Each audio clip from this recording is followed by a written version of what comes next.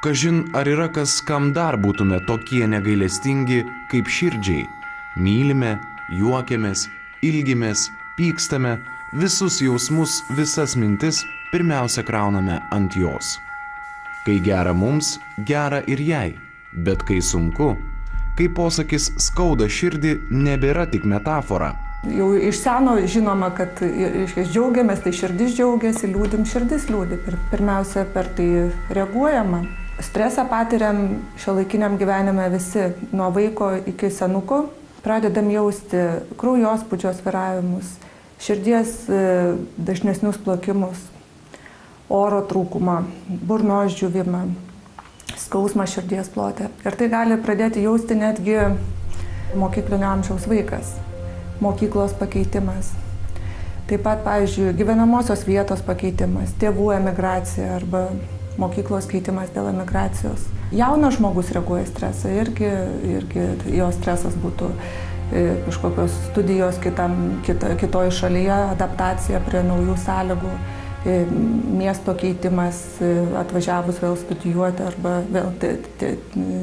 vėl darbo keitimas, darbo paieška, bedarbystė ir taip toliau. Vėl jaunas žmogus gali reaguoti oro trūkumu, širdies skausmu, širdies plakimais, nors ištyrus jam būtų nieko nerandama. Tai yra funkciniai sutrikimai vadinami. Kada stresas pirmiausia paveikia tą organą, nėra dar pakitimų tyrant, nieko nerandama, bet žmogus jaučia tuos simptomus, pokyčius. Pažįstamos situacijos tiesa, slepi, sukandęs dantis šypsaisi, o širdį net diegia. Nėra sveikatos, jokio akių spindesio, jokios vidinės ramybės. Aš visada rekomenduočiau širdies auksinius lašelius, tai yra Aurokardą, nes tai yra homeopatinis produktas, kuris neturi jokio šalutinio poveikio, o labai teigiamai veikia širdį.